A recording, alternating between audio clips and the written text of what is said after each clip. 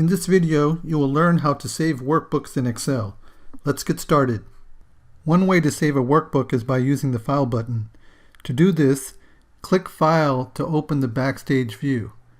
Next, click Save. The title bar then indicates that the workbook has been saved.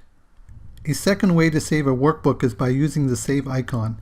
To do this, click the Save icon on the Quick Access toolbar. The title bar once again indicates the workbook has been saved. A third way to save a workbook is by using a keyboard shortcut. To do this, press Ctrl+S at the same time on your keyboard. A fourth way to save a workbook is by using the Shift+F12 keyboard shortcut. To do this, press Shift+F12 on your keyboard at the same time. Once again, the title bar indicates that the workbook has been saved.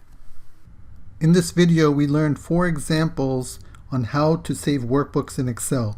I hope this video has given you a basic understanding of how to save workbooks. Please like, subscribe, and turn on post notifications so I can continue to help you learn new things. Thanks for watching. Until next time, stay inspired and keep learning.